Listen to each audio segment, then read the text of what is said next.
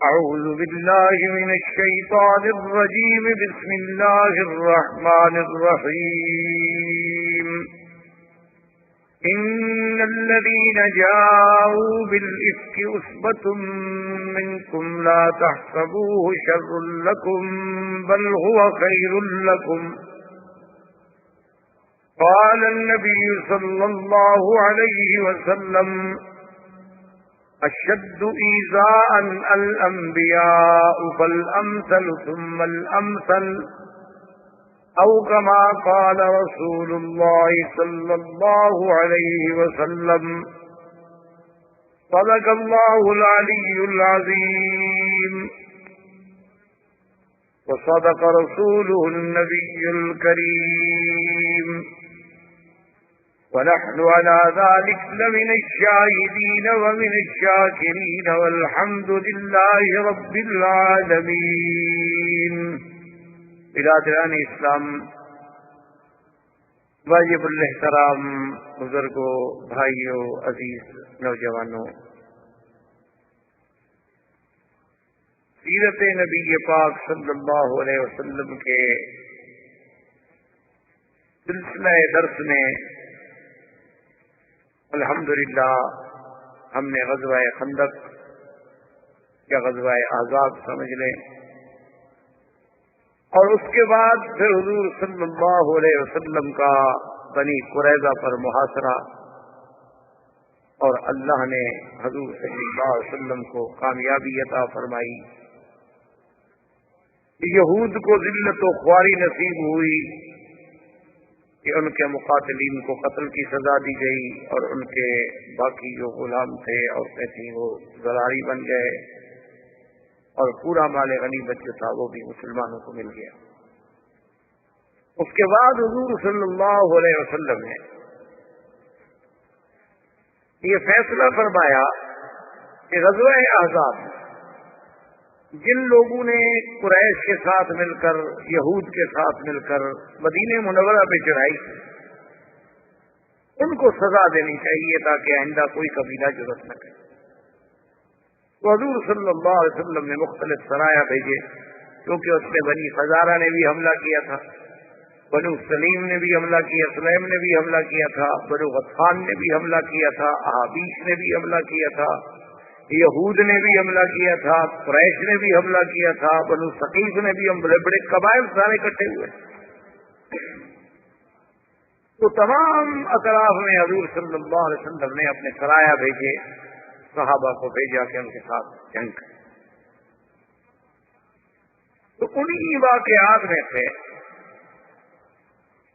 زید بن حارثہ رضی اللہ تعالی عنہ کو حضور نے لشکر دے کر بھیجا کہ وہ بنی سلیم جو ہے ان کا مقابلہ کریں. زید بن الحارثہ رضی اللہ تعالی عنہ جب لشکر لے کر بنی سلیم کے مقابلے پہ آئے تو اللہ نے انہیں کامیابی دی.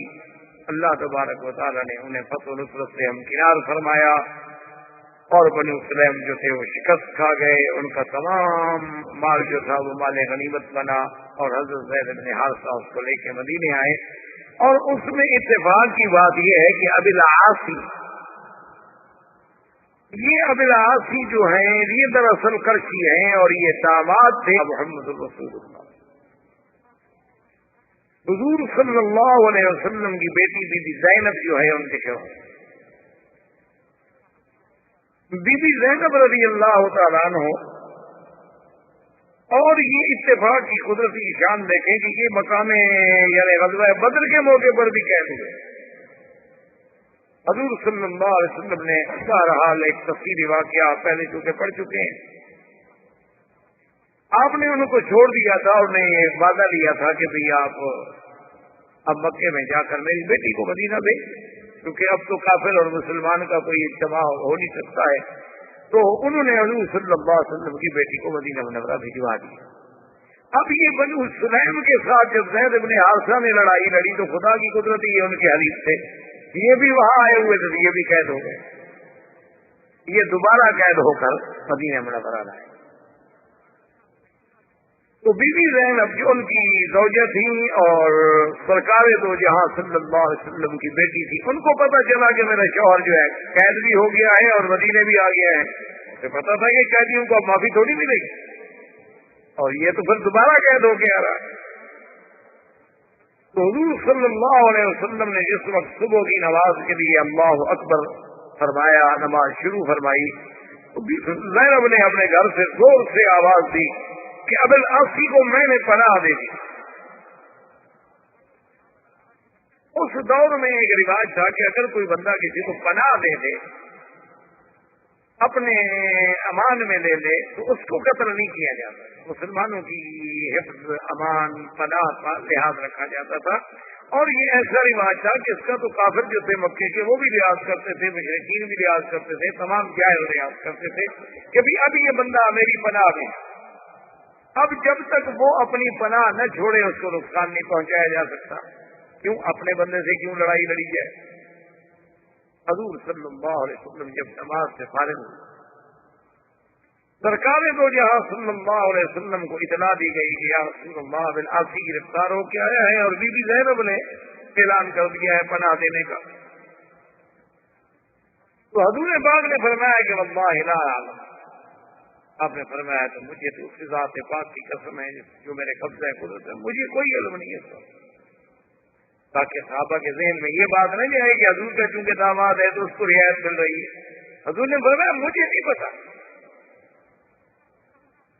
کہ کیا واقعہ ہوا ہے اور میری بیٹی نے پناہ دی ہے تو کیوں دی ہے. بہرحال اب یہ معاملہ ان مجاہدین کے ہاتھ میں ہے جو ان کو گرفتار کر کے لائے. اگر وہ چاہتے ہیں تو پناہ قبول کر لیں، اگر وہ چاہتے ہیں تو پناہ قبول نہ کریں. اس معاملے میں دخل نہیں. زید بن حارثہ رضی اللہ تعالیٰ عنہ کو بلایا گیا اور ان مجاہدین صحابہ کو بلایا گیا جن نے وہ جنگ لڑی تھی. ان کے سامنے جب یہ مسئلہ رکھا گیا تو انہوں نے کہا کہ عجیب بات ہے کہ جس کو حضور کی بیٹی پناہ دے چکی ہوں تو ہم اس کو کیسے پناہ نہ دیں. انہوں نے کہا کہ یا رسول اللہ صرف پناہ نہیں ہے بلکہ ہم اپنے قیدی کو بالکل چھوڑتے ہیں اور بغیر اور اس کا جو مال ہم نے پکڑا ہوا ہے وہ بھی اس کو ہم واپس کریں گے. حضور آخر کو بات ہے، ایک بات ہے، ہم دنیا میں قیدی ہوتے رہتے ہیں، چھوٹتے رہتے ہیں، بھاگ جاتے ہیں، مارے جاتے ہیں، گرفتار ہو جاتے ہیں، آخر کچھ ہوا آپ کا داماد ہے اور پھر آپ کی بیٹی نے پناہ دے دی ہے. تو ہماری تو یہ قوم میں ایک مسائل ہے، اگر کوئی پناہ اور دے دیتا پھر بھی تو آخر ہم قبول کرتے. تو بہرحال انہوں نے فیصلہ کر دیا. حضور صلی اللہ علیہ وسلم فرمایا کہ بھائی چونکہ یہ معاملہ مجاہدین کا ہے اور ان کا حق ہے، یہ ان کا قیدی ہے اور اس کا مال جو ہے ان کے لیے مال غنیمت کا حصہ ہے، وہ جانے اور فیصلہ جانے. صحابہ نے ابن عاصی کو چھوڑ دیا. ابن عاصی اپنے پورے سامان کے ساتھ باعزت طور پہ بری ہو کر مکے میں پہنچے.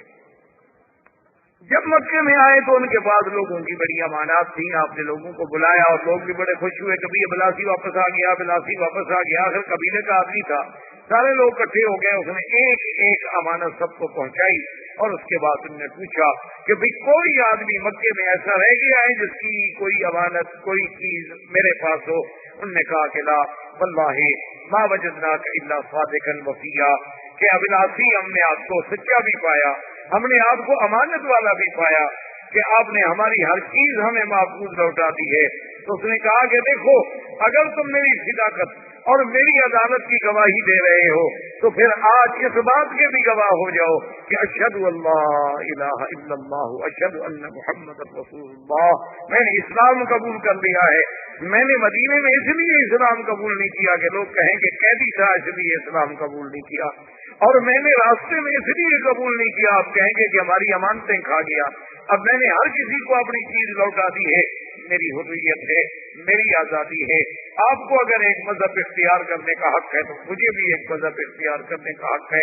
میں نے مدینے میں جا کر جو نماز دیکھی ہے، میں نے جو قرآن سنا ہے، میں نے جو مسلمانوں کا امن دیکھا ہے، ان کا عمل دیکھا ہے، حضور پاک کے ساتھ ان کی محبت دیکھی ہے، تو میرے دل میں اللہ کے دین نے اتنا اثر کیا ہے کہ میں سمجھتا ہوں کہ دین اسلام حق ہے، اور تم مکے والے گواہ ہو جاؤ، میں انسان ہے وہ اسلام قبول کر کے وقت مدینہ منورہ تشریف لے آئے۔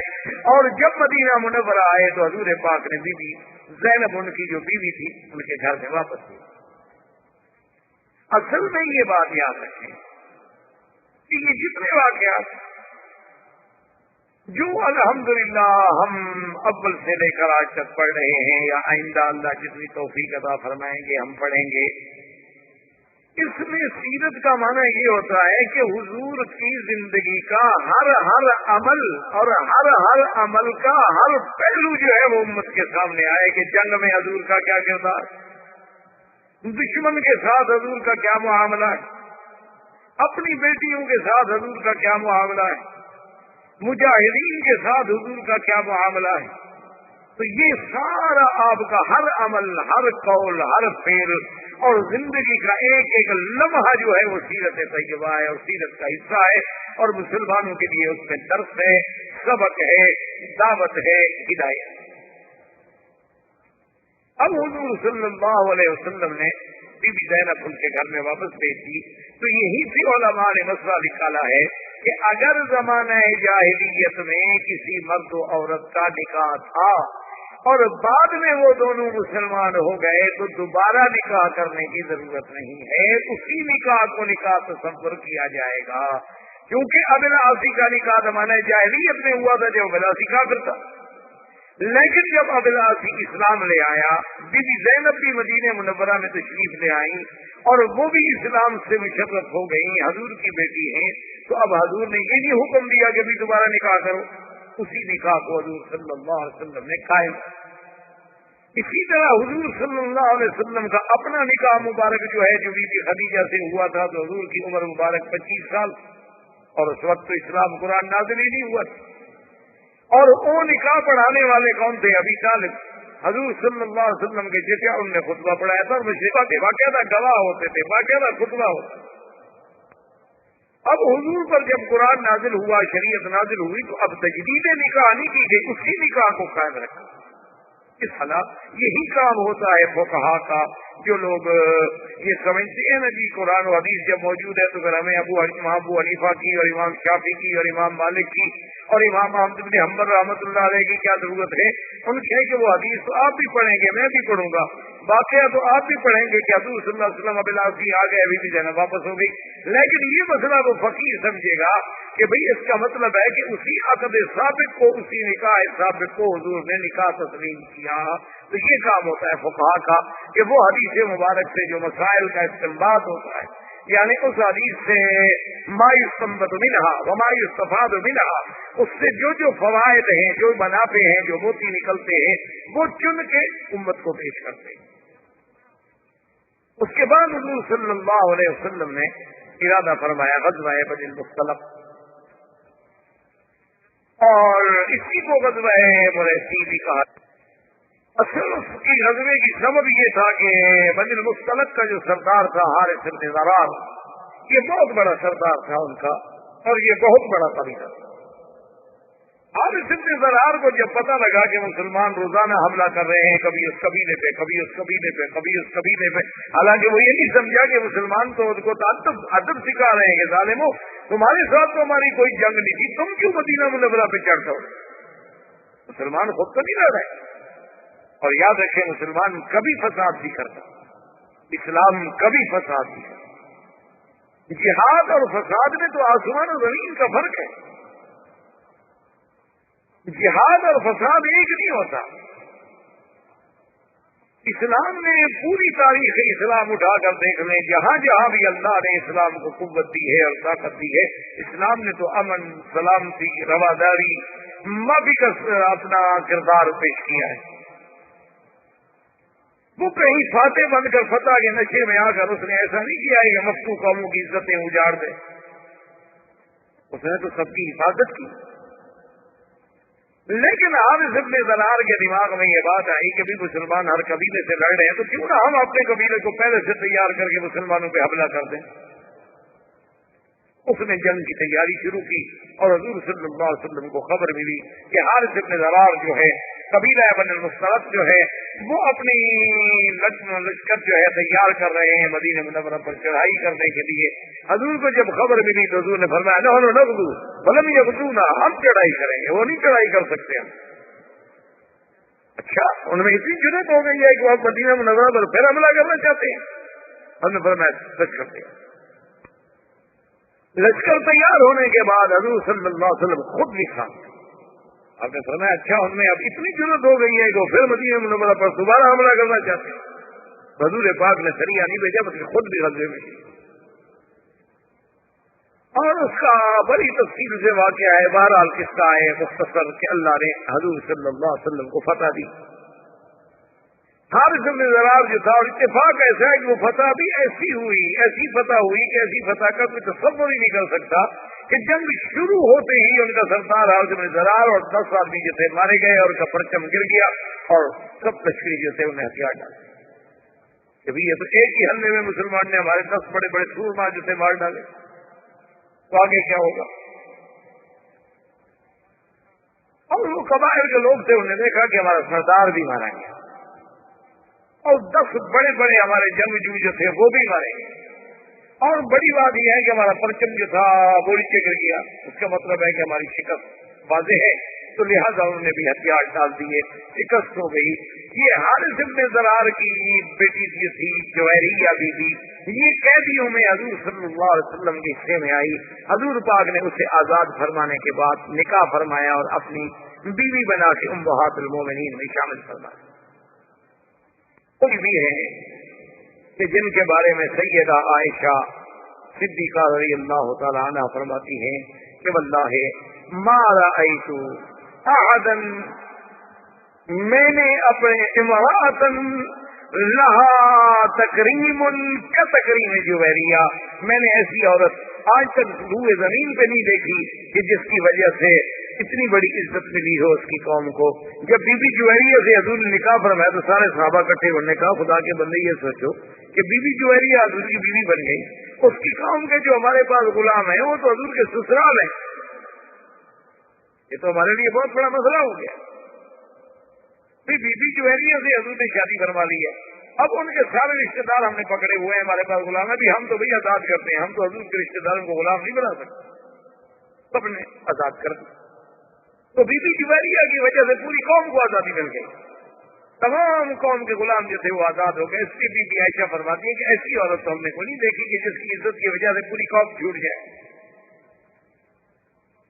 اور بی بی جویریہ کی شادی جو تھی وہ بھی ایک عجیب اس میں اتفاق ہے کہ بی بی صاحبہ فرماتی ہے کہ اس واقعے سے 3 راتیں قبل میں نے خواب دیکھا کہ ایک چاند مدینہ منورہ سے چلا ہے، وہ بدر میں آتا ہے، بدر سے پھر وہ ہمارے قبیلے کے اوپر آتا ہے اور اس کے بعد آسمان سے اترتے اترتے اترتے میری گود میں آ جاتا ہے.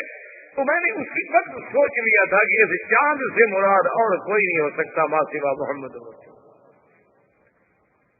کیونکہ ایسے واقعات پہلے بھی گزر چکے تھے، قرآن و حدیث میں بھی ایسے واقعات آ چکے تھے کہ جب سیدنا یوسف نے خواب دیکھا تھا، انہوں نے کیا خواب دیکھا تھا؟ انی رأیت 11 کوكبا والشمس والقمر رأیتهم لی ساجدین، کہ 11 تارے اور سورج چاند. تو 11 تارے سے مراد ان کے بھائی تھے اور سورج چاند سے مراد حضرت یعقوب تھے اور ان کی خالد.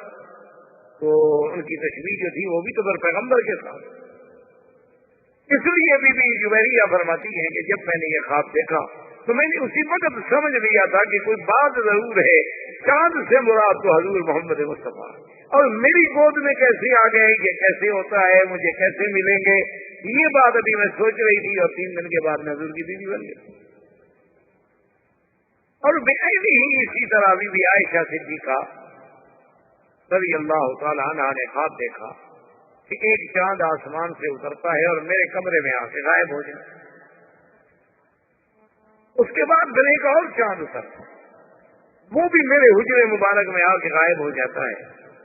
اور اس کے بعد پھر ایک اور چاند اترتا ہے، وہ بھی میرے حجرے میں آ کے غائب ہو جاتا ہے. اتنے میں صبح ہو جاتی ہے، میری آنکھ کھل جاتی ہے اور سیدنا ابی بکر رضی اللہ تعالیٰ عنہ تعبیر رویا میں بہت بڑے ماہر، یعنی حضور صلی اللہ علیہ وسلم سے جب کوئی خواب پوچھنے آتا تو حضور یا تو خود تعبیر عطا فرما دے یا کہتے ابو بکر تم تعبیر کیا. تو بی بی عائشہ فرماتی ہے کہ میں نے اپنے ابا جان سے یہ اپنا خواب بیان کیا تو سیدنا ابو بکر چپ ہو گئے. میں نے کہا ابا جان کی تعبیر دیں. پھر میں اچھا عائشہ جب وقت آئے گا تو میں تعبیر بتلا دوں گا. اور کہتی ہیں کہ فلما توفی رسول اللہ صلی اللہ علیہ وسلم ودفن فی حجرتی، جس دن حضور پاک کی وفات ہوئی اور حضور سرکار دو جہاں میرے حجرے میں دفن ہوئے تو میرے ابے نے کہا کہ عائشہ ھذا اول قمر من اقمارک، آج پہلا چاند تو تیرے گھر میں آ گیا. اس کے بعد پھر سیدنا صدیق دفن ہوئے، اس کے بعد پھر سیدنا عمر دفن. تو سیدہ عائشہ نے جو خواب دیکھا تھا بھائی نے اسی. اب حضور صلی اللہ علیہ وسلم جب واپس آ رہے تو قاعدہ یہ ہوتا تھا کہ راستے میں جہاں کوئی چشمہ ہوتا تھا چھوٹا موٹا پانی کا وہیں پڑاؤ ڈالا جاتا تھا کہ بھئی کچھ پانی بھی پی لیا جائے، کچھ جانور بھی پانی پی لیں، اونٹ گھوڑے بھی پانی پی لیں، اور کسی نے کچھ اللہ نے توفیق دی ہے کچھ کھانا پکانا ہے تو وہ بھی کھا لیں. تو ایک چھوٹے سے چشمے پر، اور ویسے اصول یہ بنایا تھا صحابہ نے کہ چشمے پر جب قافلہ اتر جاتا تو سب سے پہلے جو لوگ ہیں وہ بھیجے جاتے کہ حضور پاک کے لیے پانی بھر، تاکہ آپ کی ضرورت جو ہے سب سے پہلے پوری کی جائے. اس کے بعد پھر صحابہ پانی بھر. ایک شخص تھے جن کا نام تھا جہجاہ، یہ حضرت عمر کے غلام تھے اور یہ مہاجر تھے، یعنی مکے کے رہنے والے، مکے سے آنے والے. اور ایک آدمی تھے سنان، وہ انصار کے رہنے والے یعنی مدینہ منورہ کے رہنے والے تھے، اور ان کا تعلق جو ہے بے اعتبار قبیلے کے عبداللہ ابن ابی ابن سلول کے ساتھ. لیکن سنان مسلمان تھے پکے. اب جب جہاں پہنچے یہ حضرت عمر کے خادم سے نشیدہ لے کے پہنچے کہ حضور کے لیے اور ابو بکر عمر کے لیے پانی بھر لیں. سنان پہنچے، انہوں نے کہا میں پانی بھروں گا. انہوں نے کہا تمہیں پتہ نہیں ہے کہ پہلے پانی ہم بھریں گے؟ انہوں نے کہا نہیں میں بھروں گا. تو اسی میں دونوں کی اللہ رحمت فرمائے تھوڑی بات بڑی تو اس نے لکڑی اٹھا کے مار دی سنان کو. کیا جان انسان اور شیطان تو یہ جنی کمجھ دم، شیطان تو ایسے دوڑتا ہے نا انسانوں میں جیسے خون گردش کرتا ہے. تو جب ان کو لکڑی لگی تو انہوں نے کہا یا للانصار، اور جا نے کہا یا للمہاجرین. سب نے اپنے اپنے قبائل کو بلانا شروع کر دیا اور دونوں طرف سے قبیلے بھاگے جناب، موقع پہ آئے، پانی پہ کٹے ہوئے، تلواریں نکل آئی. یہ تو آپ کو پتہ ہے نا یہ قبائل کی زندگی، یہ تو چھوٹی چھوٹی سی بات پر قتل کر دینا، لڑائی، یہ تو معمولی سی بات ہے. یعنی اگر آپ ان کی تاریخیں اٹھا کے دیکھیں تو حیران ہوں گے کہ ایک دفعہ ان کی ایک بڑی مشہور لڑائی ہے. وہ بتائیں کیوں ہوئی تھی؟ اس کا سبب یہ تھا کہ دو قبائل کے سردار، ان دونوں کے باغ تھے بڑے بڑے. ایک آدمی کا باغ مشرق میں تھا، ایک کا باغ مغرب میں تھا، اور دونوں باغ آپ نے سرا. تو ایک باغ سے کوئی پرندہ، کوئی چڑیا، اللہ عالم یا کیا پرندہ تھا وہ اڑا.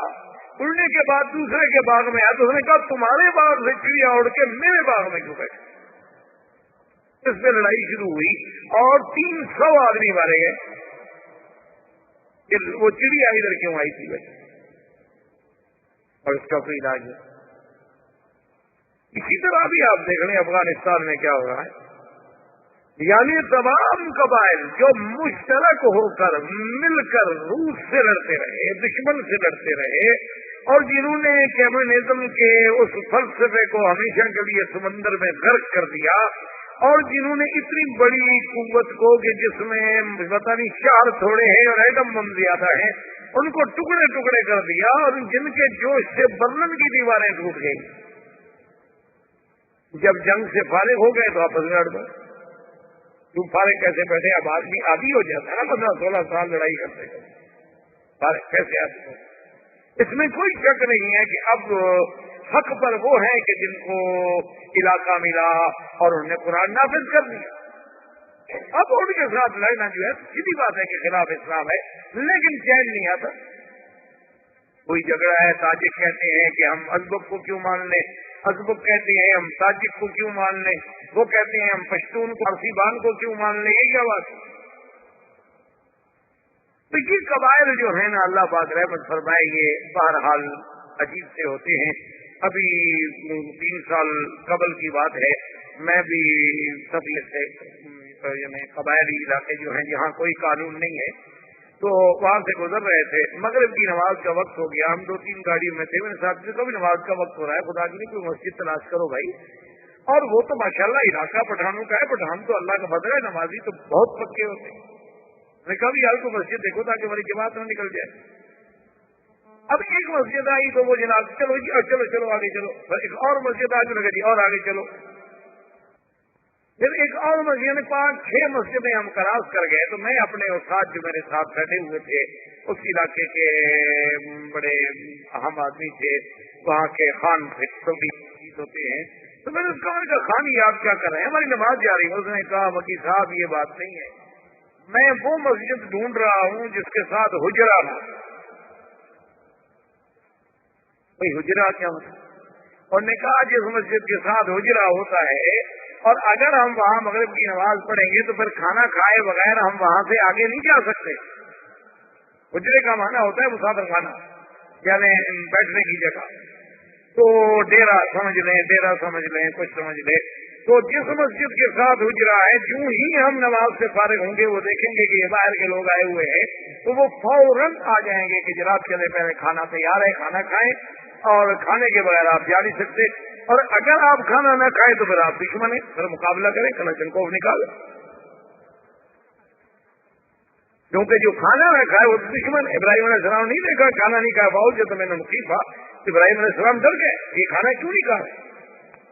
قالوا لا تخف، ہم نے کہا اب نہ کریں، ہم تو فرشتے ہیں، ہم تو کھاتے ہی نہیں. تو یہ پرانا عرب میں اور قبائل میں رواج. اس نے کہا میں وہ مسجد ڈھونڈ رہا تھا کہ جس سے اب جو حجرا نہیں ہوگا تو وہ دعوت نہیں کریں گے، تو مسجد میں کھانا کہاں سے کھلائیں.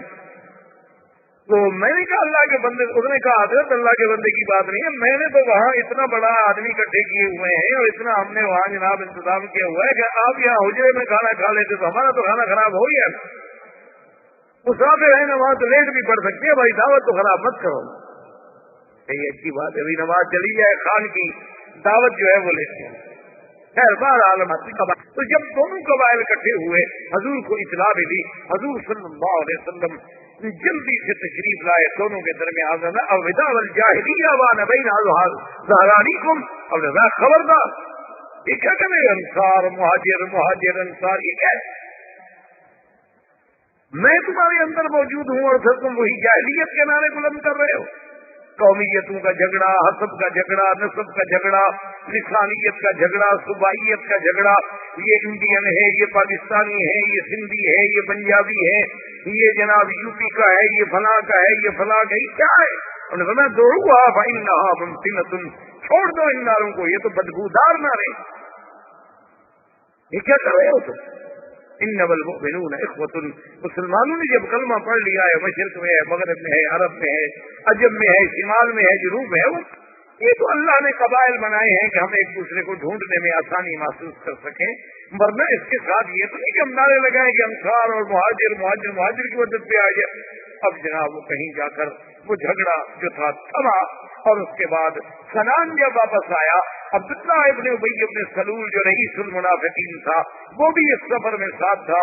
اس کو جب پتہ چلا اس نے کہا کہ اچھا اب یعنی وہ مہاجرین اتنے زور میں آ گئے ہیں کہ عمر کا ایک غلام جو ہے وہ بھی ہمارے بندوں کو لکڑیوں سے مارتا ہے. اور اس کے بعد اس بدبخت نے وہ جملہ کہا، اللہ معاف فرمائے، اللہ معاف فرمائے. عربوں کا ایک محاورہ ہے، سمن قلبک یأکلک، کہ تم اپنے کتے کو اور کھلاؤ تاکہ تمہیں یہ کھا جائے گا. اس کو پال، جب یہ موٹا تازہ ہو جائے گا، مضبوط ہو جائے گا تو ایک دن تمہیں کھائے. اس نے یہ جملہ کہا، اللہ معاف کرے. بہرحال مسلمانوں کے خلاف تھی، صحابہ کے خلاف. زید بن ارقم ایک صحابی تھے، پھر اسی کے قبیلے کے، یعنی تھے وہ بھی خزرج. وہ یہ باتیں سن رہے تھے. انہوں نے آپ کے میرے چچا عبداللہ ابن ابی یہ کہہ رہا، اور پھر اس نے کہا انصاریوں سے، اس نے کہا کہ یہ سارا تمہارا کیا درا ہے، تم نے مہاجرین کو باغ دیے، تم نے گھر دیے، تم نے مدینے میں ان کو آباد کیا، تم نے ان کو کھلایا. آج وہ سر پہ نہ چڑھے تو کیا ہو؟ ایسا کر لو کہ لا تنفقوا علی من عند رسول اللہ حتی ينفضوا. اللہ نے قرآن پاک میں واقعہ بیان کر دیا. انہوں نے فیصلہ کر دیا. انہوں نے کہا کہ آج کے بعد خبردار کوئی ایک آدمی حضور کے پاس صدقہ خیرات زکات مہاجرین کی امداد لے کر نہ جائے. جب ان کو کچھ نہیں ملے گا خود بخود بھاگ جائیں گے. یہ پڑے ہوئے اسی نہیں ہے کہ کھانے کو مل رہا ہے, باغ مفت مل گئے, لڑکیاں مل گئیں, عورتیں مل گئیں, مہاجر بن گئے. جی نے یہ بھی فیصلہ کیا جس کو اللہ نے قرآن میں نقل کیا ہے کہ لَئِن رَّجَعْنَا إِلَى الْمَدِينَةِ لَيُخْرِجَنَّ الْأَعَزُّ مِنْهَا الْأَذَلَّ, کہ جب ہم مدینے میں واپس جائیں گے تو ہم سے طاقتور جو ہے, قوت والے جو ہیں, ہم ذلیل کمزوروں کو نکال دیں گے. مانا یہ تھا کہ اب نکالو مہاجرین کو, مدینہ تو ہمارا ہے, انصار کا اور تو خدرج کا. جب زید بن ارقم کی معرفت حضور صلی اللہ علیہ وسلم کو اس خبر کا پتہ چلا, حضور صلی اللہ علیہ وسلم نے فرمایا زید صحیح کہہ رہے ہو. اس نے کہا سنا, میں نے خود سنا ہے. سمعت ودنایا. حضرت عمر نے کہا دعنی یا رسول اللہ, حضور مجھے اجازت دے, اضرب عنق ھذا المنافق, اس ظالم کی میں گردن پھوڑا دوں کہ ہمارے مدنی پاک کے بارے میں ایسی گستاخی کی بات. حضور نے فرمایا دع یا عمر, ایسا نہ کہو کہ 10 لوگ جو ہے پھر یہ کہیں گے انا محمدن امر بقتل اصحابہ, اب تو محمد مصطفیٰ اتنے طاقت میں آ گئے ہیں کہ اپنے ساتھیوں کو بھی قتل کا حکم دے رہے ہیں. کیوں لوگوں کو پتہ تھوڑا لگے گا یہ منافق ہے؟ لوگوں کو تو یہی پتہ لگے گا نا ہمارے ساتھ ہے, نمازیں پڑھتا ہے, ہمارے ساتھ جنگ میں ہے, جہاد میں ہے. اس لیے اس بات کو چھوڑ دو.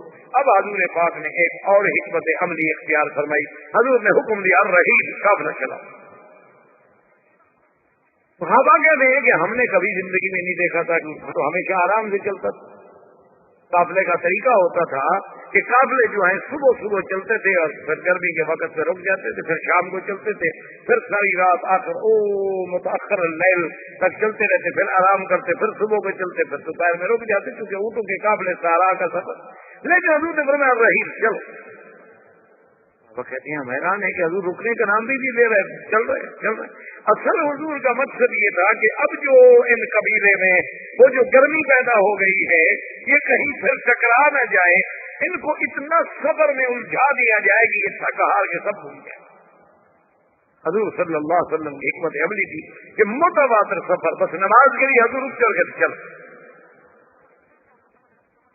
نماز کے لیے رکتے حضور کہتے چلو, سب کہتے چلو. تو لازماً الحمدللہ اس کا یہ اثر ہوا کہ وقتی طور پر وہ جو بات تھی کنٹرول, اور مدینہ منورہ یہ قافلہ پہنچے. لیکن خدا کی قدرت دیکھیں اور اللہ کی شان دیکھیں کہ ایسے واقعات میں اور ایسے سفر میں عظیم عظیم عبرتیں, عظیم عظیم واقعات, حوادث پیش آئے. کیونکہ سفر کا یہ عالم تھا, تیزی تھی, اور قاعدہ یہ ہوتا تھا کہ عرب زمانے میں عورتوں کے لیے اس کو کہتے تھے ہودج. ہودج کا معنی یوں سمجھ میں آپ پالکی جسے ہم کہتے ہیں ہندی اردو زبان میں, جیسے ہاتھیوں کے اوپر بنا لیتے ہیں, اسی طرح عربوں کے اندر اس کو کہتے تھے ہودج. ایک ایسی چھوٹی سی پالکی بنی ہوتی تھی, اس کو اونٹ کے اوپر باندھ دیا پلان پہ, اس کے اوپر کپڑا ہوتا تھا, چھت ہوتا تھا, پردہ ہوتا تھا, اگر عورت ہو تو پھر اس پہ ہوتا تھا. اور قاعدہ یہ کہ جب تو حضور صلی اللہ علیہ وسلم کے ساتھ جو بیویاں ہیں وہ اپنے اپنے ہودج میں جا کے بیٹھ جاتی, وہ اٹھانے والے آگے ہودج کو اٹھا کے تو اونٹ سے باندھ دیتے اور قافلہ چل پڑتا. حضور سب سے آگے ہوتے قافلہ. اب خدا کی شان یہ ہے کہ بی بی عائشہ سیدہ صدیقہ رضی اللہ تعالی عنہا وہ بھی اس سفر میں ساتھ تھی. وہ اپنے قضاء حاجت کے لیے, کیونکہ اس دور میں اور خاص طور پہ سفر میں کوئی حمامات تو ہوتے نہیں تھے, عورتیں ہوں یا مرد ہوں تو پھر قافلے سے بہت دور کئی فرمان دور چلے جاتے تھے تاکہ کسی کو نظر بھی نہ آئے, کوئی آواز یا کوئی رائحہ خبیثہ, کوئی ایسی بدبو, کوئی ایسی چیز بھی کسی کو محسوس نہ ہو. تو ایک پردے کا طریقہ یہ ہوتا تھا کہ بہت دور نکل. بی بی عائشہ بھی دور نکل گئی, واپس جب آئی تو قافلہ چلا گیا. کہ قافلہ تو رکنے کا نام ہی نہیں لے رہا تھا, حضور چلا رہے تھے نا قافلے کو چلا تھا. اب بی بی عائشہ جب واپس آئی تو اس نے کہا بھی قافلہ چلا گیا اور سارا کا سفر ہے, اب اگر میں پیچھے دوڑوں تو کوئی سوال ہی پیدا نہیں ہوتا کہ میں اونٹ کو پکڑ لوں. आधे घंटे का भी फर्क पड़ जाए तो बस फिर तो काफिला गया। और अगर मैं न ढूंढूं तो उसने कहा बीबी आयशा ने कि मैंने यही सोचा कि सबसे बेहतर बात यह है कि बस इसी के घर है, क्योंकि आखिर किसी वक्त तो हुजूर को इल्म होगा ना ये बीबी आयशा नहीं है, क्योंकि हुजूर की आदत मुबारक थी काफिले को चलाने के बाद वो कभी कभी अपनी सवारी जो थी वो औरतों अपने बीबियों के ऊँटों के करीब ला के पूछ लेते थे कि कोई तकलीफ तो नहीं है, खैरियत है, कुछ पानी की चीज पूछनी है, पूछ के फिर चले जाते थे। देखा कभी तो हुजूर मेरे ऊँट के करिए ना, जब तलाश करेंगे तो ये जगह ढूंढना तो कबीले के लिए आसान है, काफिले के लिए, लेकिन अगर मैं खुद अकल दौड़ाऊं तो इसका माना यह है कि मौत के सिवा चारा कोई। हुजूर सल्लल्लाहु अलैहि वसल्लम ने फरमाया था कि एक सहाबी थे जिनका नाम था सफवान इब्न मुअत्तल, बड़े शान वाले थे। हुजूर ने उनके दिन में एक ड्यूटी लगाई हुई थी कि तुम जो है कम से कम 4-6 घंटे काफिले से पीछे रहा अकेले, रास्ता तुम्हारा यही होगा जिस रास्ते पे हमारा काफिला जा रहा है, जहां जहां काफिला पड़ाव करेगा और वहां से वो मंजिल छोड़ेगा तो तुम 4-6 घंटे बाद वहां पहुंचोगे। वहां आगे जरा देख लो किसी की कोई चीज रह गई हो, कोई तलवार रह गई हो, कोई सिला रह गया हो, कोई सामान रह गया हो, तो वो अपनी ऊँटनी पे रख लिया और फिर काफिले को पहुंचा दिया। क्योंकि इंसान है, ऊँटों के सफर है, घोड़ों के सफर है, तो कई चीजें भूल जाता है आदमी। हजरत सफवान इब्न मुअत्तल फरमाते हैं कि मैं अपने ऊँटनी पर जब आया तो दूर से मुझे एक साया सा महसूस हुआ कि कोई कपड़ा लेके जैसे कोई बंदा लेटा होता है, और मैं जब करीब आया देखा तो कपड़ा लेके बैठी हुई है बीबी आयशा। क्योंकि मैंने पर्दे से पहले देखा हुआ था बीबी को, तो मैंने फौरन अंदाजा लगा लिया कि बीबी आयशा। मैंने कहा आयशा, और देखा चुप कर गई। मैंने कहा अल्लाह की बंदी, तुम कैसे अकेले यहाँ रह गई? काफिला चला गया, तुम अकेली औरत। बीबी आयशा के हजरत सफवान फरमाते हैं कोई बात नहीं। और उसके बाद हजरत सफवान ने सिर्फ यही कहा कि ला हौला वला कुव्वता इल्ला बिल्लाह, ला हौला वला कुव्वता इल्ला बिल्लाह। ताकि कुदरत है, पता नहीं क्या। और कमाल है कि हुजूर इतने सफर में अपनी बीबी का भी ख्याल नहीं फरमाया। तो बीबी आयशा कहती है कि वल्लाहि मा रअयतु रजुलन अमीनन वला करीम, मैंने ऐसा शख्स नहीं देखा सखी भी और अमानत वाला। उन्होंने आके मेरे करीब अपने को बिठाया और खुद दूर चले और पुष्ट देकर खड़े हो गए ताकि मैं ऊँट में बैठ जाऊं। ऊँट पे चढ़ते हुए बैठते हुए, मुमकिन है औरत है ना, चादर उतर जाए, दुपट्टा उतर जाए, कुछ हो जाए, दूर खड़े हो गए। जब उनको तसल्ली हो गई कि अब मैं ऊँट पे बैठ गई होंगी तो आए और महार पकड़ी और चल। हुजूर सल्लल्लाहु अलैहि वसल्लम को रास्ते में इल्म हुआ तो आपने फरमाया कोई बात, अल्हम्दुलिल्लाह खैर है, पीछे सफवान जो आ रहा, अब किसी को दोबारा भेजने की क्या जरूरत है कि हम तलाश करें। इसीलिए तो हमने एक आदमी रखा है काफिले को ढूंढने। तो खुलासा ये है कि बहरहाल मदीने मुनव्वरा के करीब पहुंचे, सारा काफिला बैठा हुआ है, हुजूर बैठे हैं, सहाबा बैठे हैं, मुख्तलिफ इज्मा है। और वो अब्दुल्ला इब्न उबई जो है वो भी एक टोली में अपने साथियों के साथ बैठा हुआ है। रईसुल मुनाफिकीन जो था अब्दुल्ला इब्न उबई इब्न सलूल, वो भी बैठा हुआ है। और दूर से हजरत सफवान आगे चलते हुए आ रहे हैं और उड़ते उड़ते खबर तो पहुंच गई कि बीबी आयशा रह गई थी। जब वो करीब आए तो उस बदबख्त ने कहा कि वल्लाहि मा नजा मिन्हा वला नजत मिन्हा। कहने लगा बहरहाल ये नहीं वो इससे बच गई हो या ये उससे बच गया हो, एक जवान लड़की हो, एक जवान आदमी हो, सारा हो, अलहदा हो, ये हो नहीं सकता कि बच गए। नऊज़ बिल्लाह सुम्मा नऊज़ बिल्लाह, यानी इतनी बड़ी बात। और ये बात ऐसा ऐसा ऐसा चल निकली। अब ये बात चल निकली, इत्तेफाक की बात ये है, बीबी आयशा फरमाती है कि जब मैं सफर से वापस आई तो मैं बीमार हो गई और मुझे कोई पता, और 20 दिन मुतवातिर मैं बीमार रही हुजूर के घर में।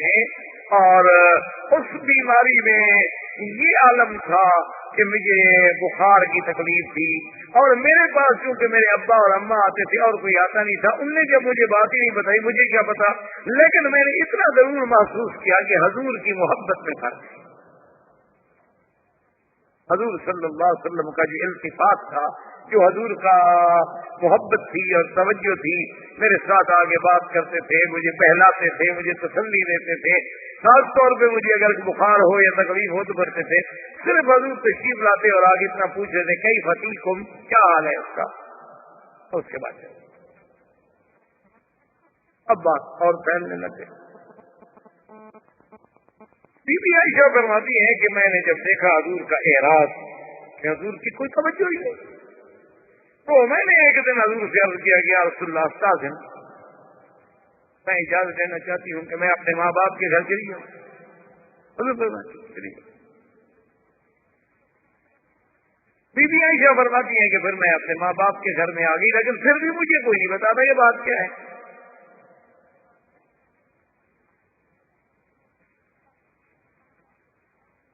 تو ایک رات میں اپنے حاجت انسانی کے قضاء کے لیے، کیونکہ اس زمانے میں بھی یہی تھا کہ گھروں میں کوئی حمام نہیں، کوئی بیت الخلاء نہیں، کچھ نہیں، عورتیں باہر جاتی تھی دور رات کو نکل کے، تو ہم دور جا رہے تھے اپنے قضاء حاجت کے لیے، تو میرے ساتھ مستہ ایک صحابی ہیں، ان کی والدہ جو ہے وہ بھی میرے ساتھ سفر کر رہی تھی، ان کا چادر جو تھا وہ پاؤں میں الجھا، تو بی بی مستہ جو تھی وہ گری، زمین پہ گری، اور گرتے ہوئے ان کے منہ سے فوراً نکلا کہ مستہ، اللہ مستہ کو ہلاک کر دے۔ کیسے فرماتی ہے میں تو گھبرا گئی، میں کھڑی ہوگی، میں نے کہا مگر تو کوئی نہیں آپ نے مستہ اما تعلمین انہ بدری،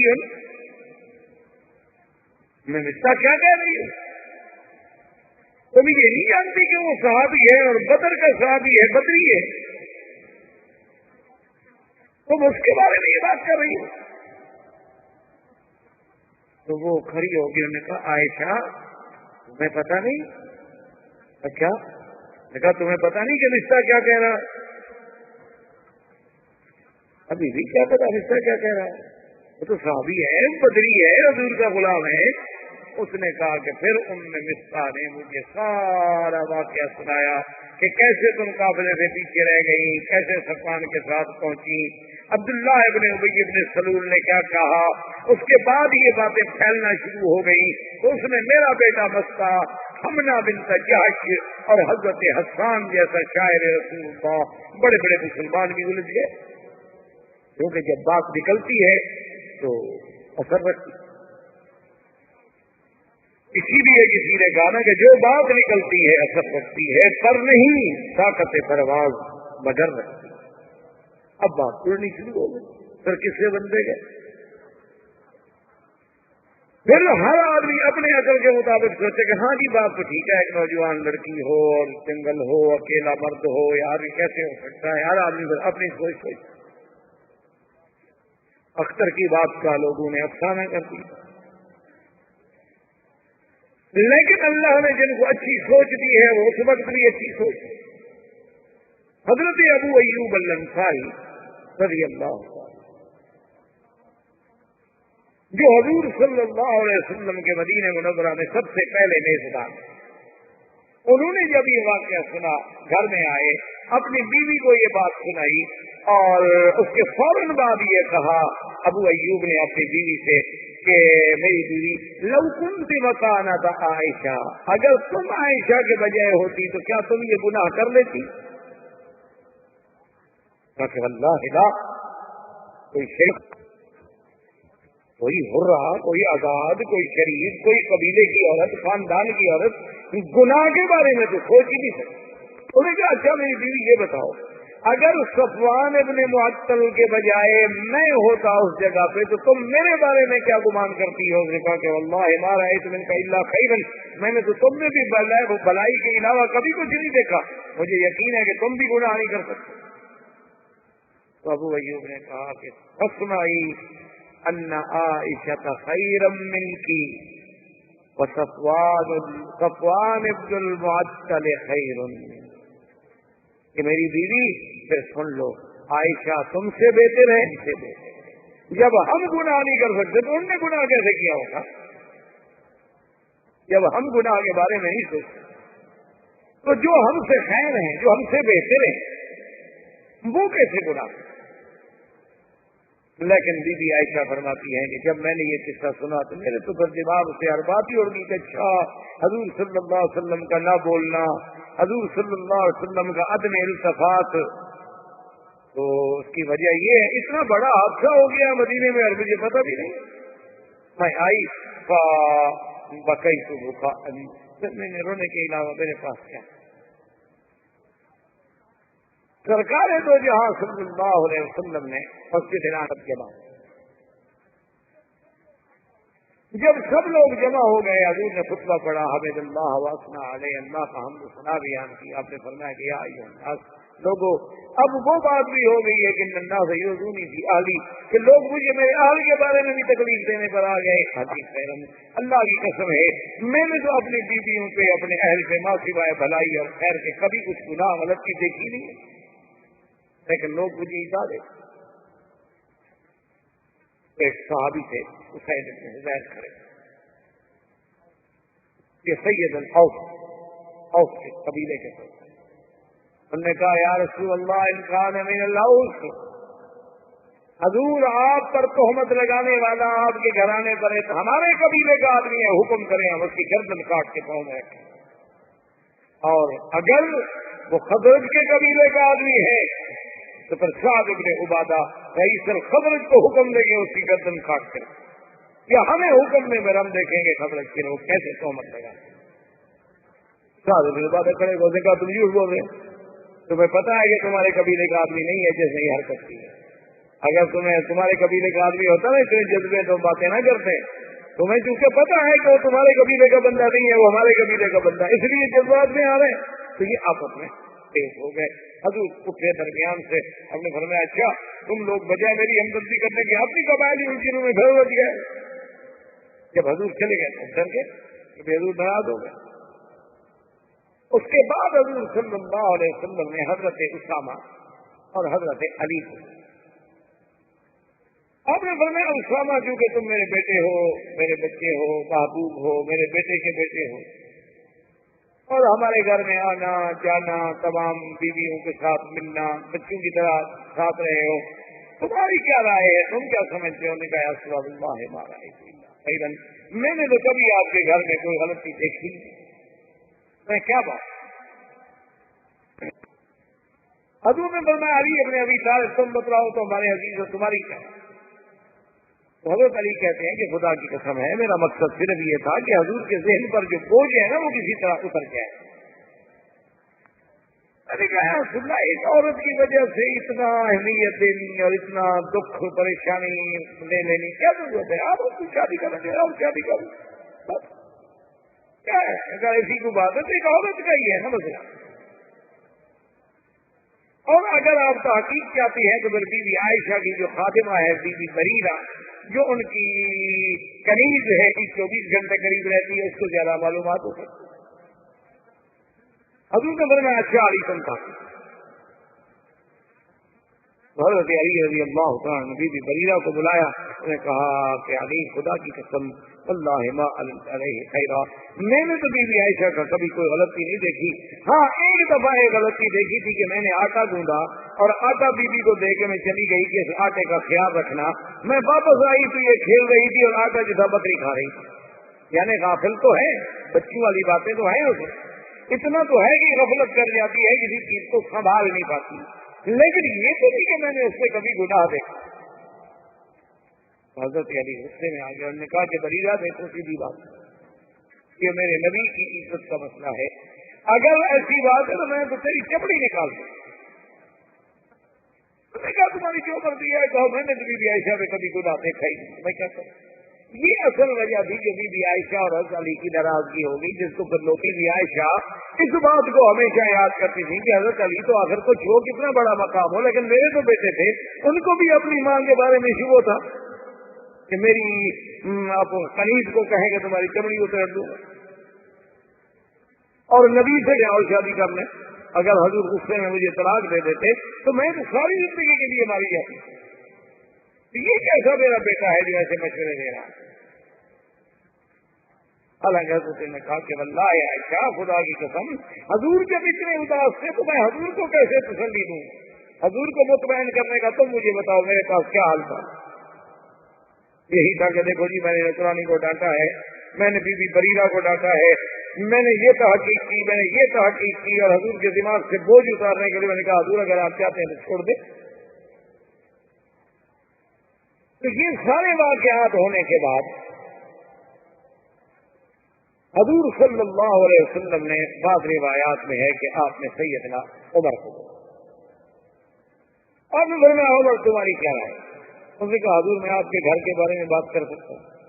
آپ نے فرمایا میں پوچھ رہا ہوں، میرا حکم ہے۔ انہوں نے کہا حضور اگر آپ کا حکم ہے تو پھر میں بھی آپ سے کچھ پوچھوں گا، آپ ناراض تو نہیں ہو جائیں گے؟ حضور نے فرمایا بالکل نہیں۔ انہوں نے کہا حضور یہ تو بالکل واضح مسئلہ ہے، آپ مجھے یہ بتائیں کہ عائشہ کے ساتھ شادی آپ نے خود کی ہے یا اللہ نے کرائی؟ ایک مسئلہ ہے ہی نہیں کوئی مشکل۔ کیا مطلب؟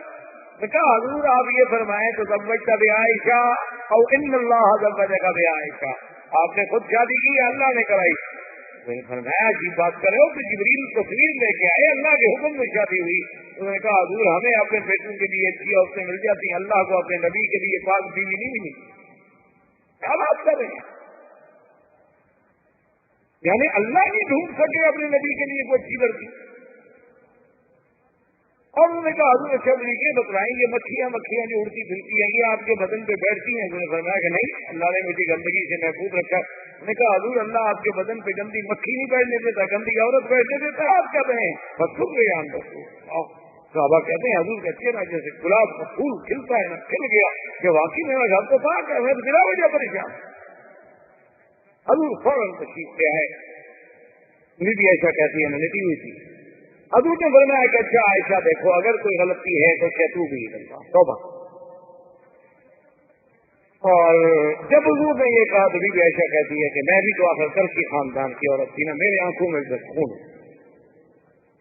میرے پھر جذبات قابو۔ میں نے اپنے ابا اما سے کہا عجیب رسول اللہ، جواب دیں حضور کو۔ انہوں نے کہا ماذا نقول، ہم کیا جواب؟ میں نے کہا یا رسول اللہ تو میں نہیں توبہ کرتی۔ آج میرا وہی حال ہو گیا کہ اگر میں جھوٹ کا اقرار کروں تو آپ مجھے سچا مانیں گے، اور اگر میں سچی بات کروں کہ میں بے گناہ ہوں، میرا کوئی گناہ نہیں ہے، تو آپ مجھے نہیں مانتے۔ میرے ماں باپ بھی میری صفائی دینے کے لیے تیار ہیں، آپ اللہ کے نبی ہو کر مجھے کہتے ہیں توبہ کرو، اس کا مطلب ہے کہ آپ مجھے گناہ گار سمجھتے ہیں۔ میں نہیں توبہ، میں نے گناہ کیا نہیں، واللہ بری ہے، میرا اللہ گواہ ہے کہ میں بری۔ اور بیوی کہتی ہے کہ میں نے کہا کہ یا رسول اللہ میرے پاس کوئی جواب نہیں مگر میں وہی جواب کہوں گی۔ کہتی ہے اس غصے میں، اس اپنے جذبے میں آگے میں حضرت یعقوب کا نام بھی بھول گئی، مجھے حضرت یعقوب کا نام بھی بھول گیا۔ میں نے کہا اقول کما قال ابی یوسف، جیسے یوسف کے ابا نے کہا تھا میں بھی وہی بات کہتی ہوں، لیکن مجھے یعقوب علیہ السلام کا نام بھی اس غصے میں بھول گیا۔ فصبر جمیل واللہ المستعان علی ما تصفون۔ میں نے کہا حضور پھر میرا بھی وہی جواب ہے کہ میں صبر کرتی ہوں، اللہ میری مدد کہتی ہے۔ اس کے بعد وحی نازل ہونی شروع ہوئی اور میں نے دیکھا میرے ابا اما کی جان نکل رہی ہے کہ خدا جانے وحی آ گئی، کیا ہوتا ہے پتہ نہیں، ہماری بیٹی کے بارے میں کیا حکم آتا ہے۔ لیکن کہتی ہے اللہ مطمئنہ، میں مطمئن تھی، مجھے پتا تھا کہ اللہ پاک بے گناہ کے خلاف تو بات نہیں کروائیں گے، اللہ عادل ہے۔ کہتے ہیں کہ جب وحی اتری اور وحی ختم ہوئی حضور صلی اللہ علیہ وسلم ابشری عائشہ مبارک ہو، ان اللہ قد برأت من السماء، اللہ نے تیری گواہی دی ہے آسمانوں سے کہ تو پاک ہے۔ حضرت ابی بکر نے کہا قومی عائشہ فاشکری رسول اللہ، عائشہ اٹھو اللہ کے نبی کا شکریہ ادا کرو۔ عائشہ کہتے میں نے کہا لا اشکر رسول اللہ، میں اللہ کے نبی کا شکریہ ادا نہیں کرتی، آپ نے مجھ پر کون سا اعتماد کیا ہے؟ انی اشکر الذی انزل الوحی من الارض، میں اس کا شکر ادا کروں گی جس نے عرش سے میری گواہی۔ اور بی بی عائشہ فرماتی ہیں خدا کی قسم ہے مجھے یہ امید نہیں تھی کہ میرے بارے میں قرآن اترے گا اور قیامت تک پڑھا جائے، اللہ حضور کے دل میں بات ڈال دیں گے کہ آپ کی بیوی پاک، یا زیادہ سے زیادہ حضور صلی اللہ علیہ وسلم کو خواب دکھلا دیا کہ یہ امید نہیں کر سکتی تھی کہ میرے بارے میں اللہ قرآن اتاریں گے اور قرآن قیامت تک پڑھا جائے گا۔ لولا اذ سمعتموه قلتم لنا ان نتكلم بهذا سبحانك هذا بهتان عظیم۔ اللہ نے قرآن کا پورا رکوع اتارا بی بی عائشہ صدیقہ کی کا۔ اسی لیے آج دیکھیں دنیا میں اختلاف ہے کہ بھی شیعہ کافر ہے یا نہیں ہے، لیکن اس پہ پوری دنیا کے علماء اہل سنت کا اتفاق ہے کہ جو آدمی بی بی عائشہ کو پاک نہ سمجھتا ہو اس کے کفر میں کوئی شک، کیونکہ بی بی عائشہ کی برات تو قرآن میں ہے، تو پاک نہ سمجھے اس کا مطلب یہ ہے کہ اس نے قرآن کا انکار کر دیا، اس نے تو اللہ کے فرما اور قرآن کی ایک آیت کا انکار جو ہے وہ کفر ہے۔ تو بی بی عائشہ کو اللہ نے یہ عظمت اور یہ شان عطا فرمائی، اور اللہ نے حکم دیا کہ جن لوگوں نے، اچھا خدا کی قدرت دیکھو کہ جو منافقین تھے انہوں نے تو بات کی نا طریقے سے، لیکن مسلمان کی طرح سے کھل کے بات کہہ بیٹھے، تو 3 مسلمانوں جن میں حضرت حسان، حضرت مصعب، بی بی حمنہ، ان کو جھوٹی تہمت لگانے کے کوڑے لگائے، اور حضرت ابو بکر صدیق نے جو مستا پہ خرچ کرتے تھے، آپ نے فرمایا واللہ لا انت بعد ذلک، خدا کی قسم ہے کہ مستا آج کے بعد پھر میں تمہارے اوپر خرچ نہیں کروں گا کہ تم بھی میری بیٹی پہ تہمت لگانے میں شریک ہو راز کروں۔ اللہ نے قرآن نازل کیا الا تحبون ان یغفر اللہ لکم واللہ غفور الرحیم، کیا تم یہ نہیں چاہتے ہو کہ تم بھی معاف کر دو جیسے اللہ نے معاف کر دیا ہے؟ تو حضرت صدیق نے کہا تم شکر اللہ، میں مستا پہلے جو میں تمہیں خرچ دیتا تھا اب اس سے دگنا خرچ دیتا۔ تو یہ سارے واقعات جو ہیں بعد پیش آئے، 6 ہجری کی ابتدا ہو چکی تھی، زندگی